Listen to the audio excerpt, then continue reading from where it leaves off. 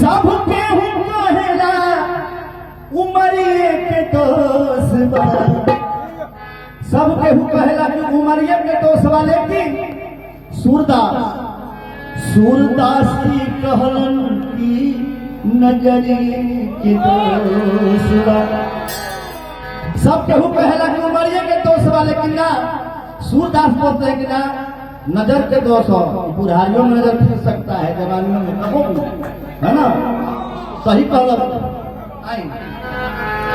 सब केहू कहेला, सब केहू कहेला उमरिए के दोष बा। सूरदास जी कहलन की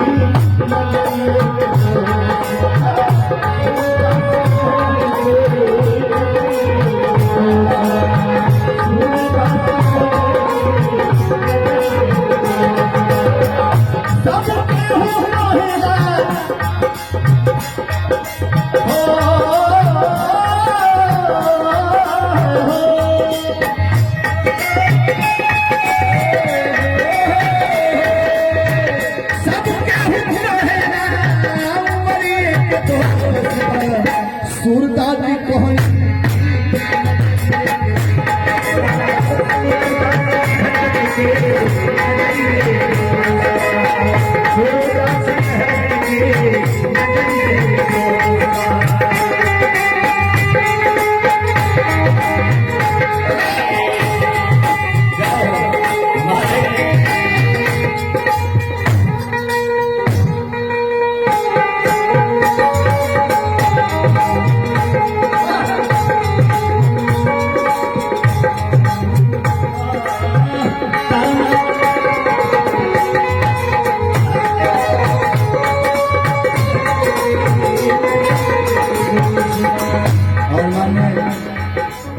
भूतपूर्व मुखिया नंदन भैया की तरफ से 500 के आशीर्वाद, बहुत बहुत धन्यवाद। और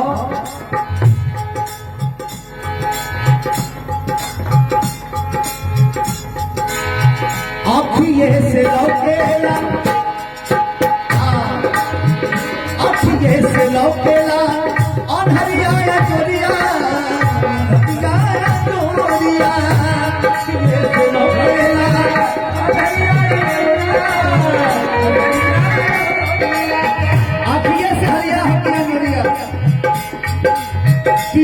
ये बता दे कभी वो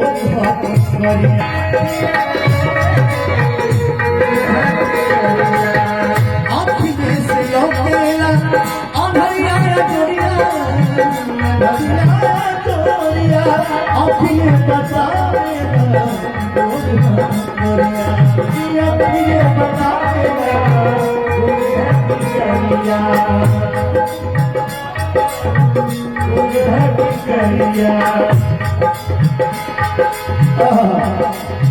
केहू कहे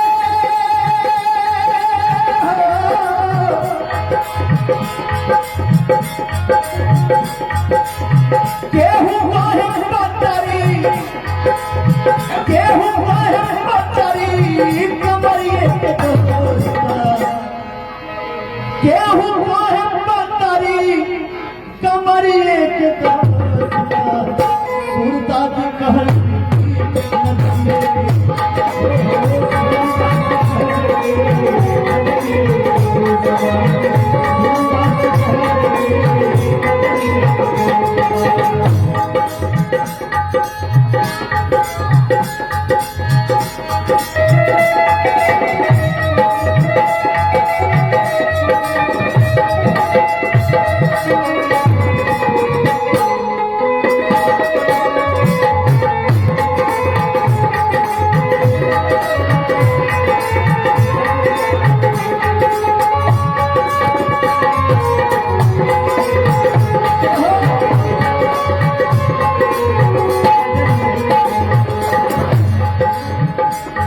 सब उधर के आराम भोजपुर के गाना है।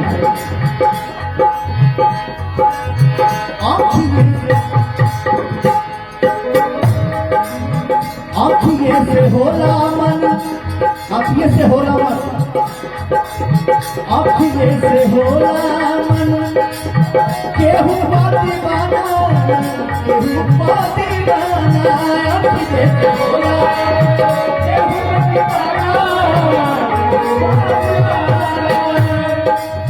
अखिए से होला मन केहू बाती बाना कि अखिए लगा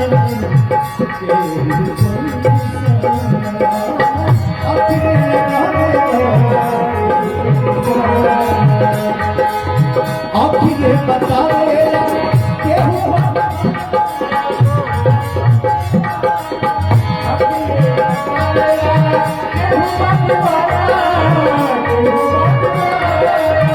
अखिए लगावे केहू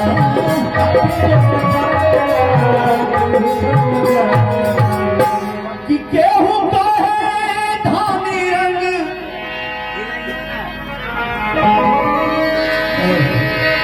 केहू कहे धानी रंग केहू कहे धानी रंग चुनरी के सूरताज कहलन की नजरिए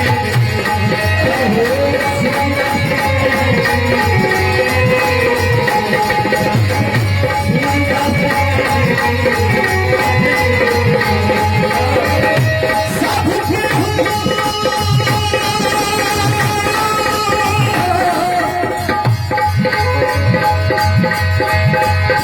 केहू